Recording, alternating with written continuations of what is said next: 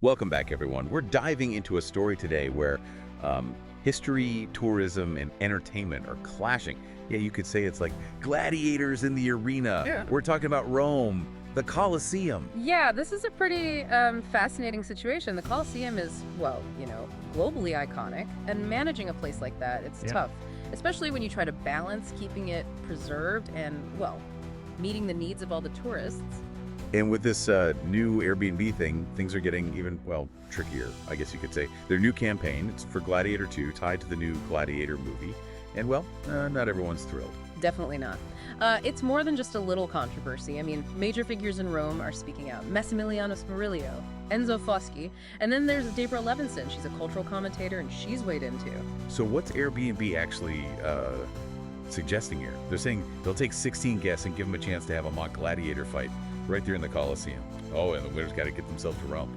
But Airbnb is really pushing this idea of like a sensory experience.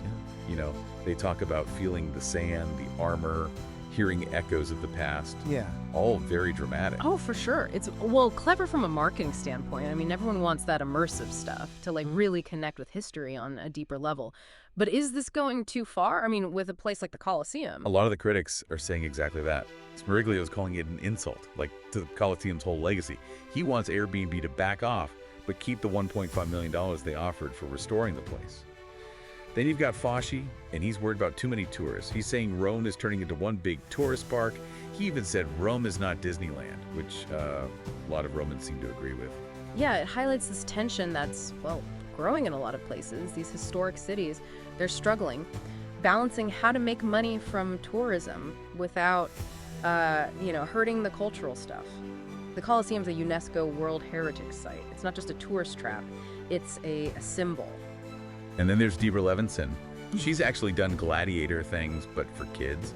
And she thinks doing it for adults at the Colosseum is just, well, making light of its history. Like, hey, come pretend to be gladiators where tons of people really died. Yeah, it makes you think about the whole context thing. What's educational and engaging for kids could be really insensitive for adults in that setting. It's a tough line to walk. Now, the Colosseum Archaeological Park, they're defending it, saying it'll be after hours, won't mess with the regular visitors.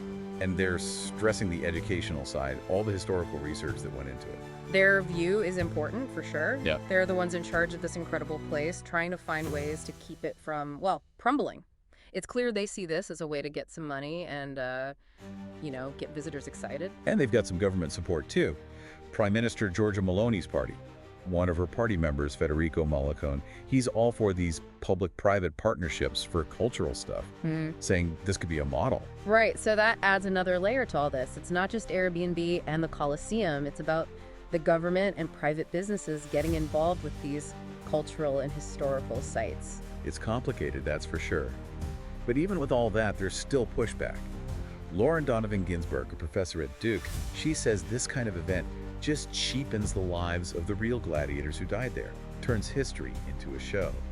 She sees it as like taking advantage, especially with Airbnb and all the talk about too many tourists and the impact on housing. That's a strong point, and it gets to the core of this ethical debate. Are we forgetting about the real people behind all this history, turning these places into something to just, consume for fun?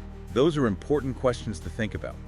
And as technology makes the line between real and fake even blurrier, it's going to get even tougher.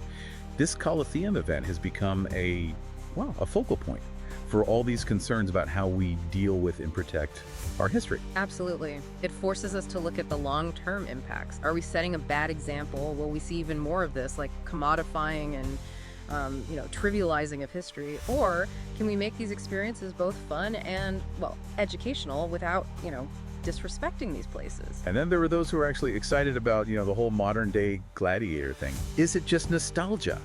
Or could it be a genuine way to connect with the past? Let's look into that more. Yeah, let's dig into that and see where it fits into this, well, tangled mess.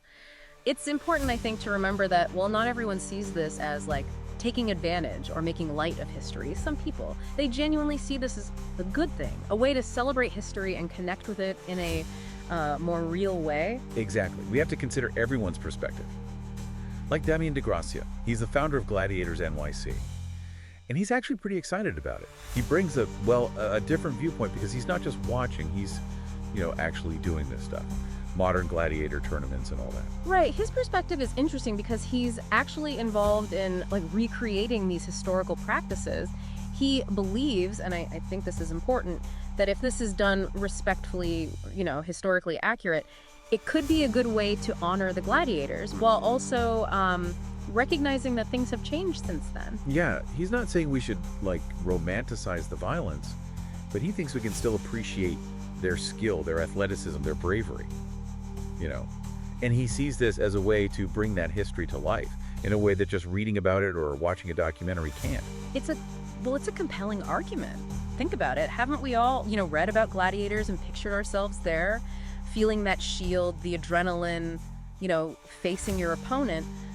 This event kind of taps into that I don't know, human desire to experience history, even if it's, a reenactment. But the question is still there, isn't it? Where do we draw the line? Yeah. Between, honoring the past and exploiting it? Can we make an experience fun and educational without forgetting how serious the Colosseum's history really is? That's exactly it. And there aren't any, easy answers. It needs a careful approach, thinking about what might happen, and a real commitment to keeping the Colosseum.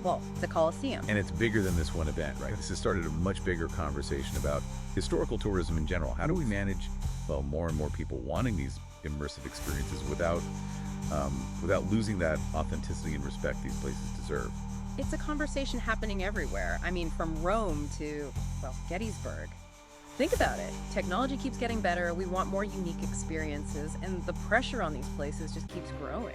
And we all play a part in this, don't we, as, tourists and citizens. It's not just about whether we go to this event or not. It's about, being informed, asking questions, and make sure those in charge are making good decisions. Absolutely. We can't just turn history into something we buy and sell.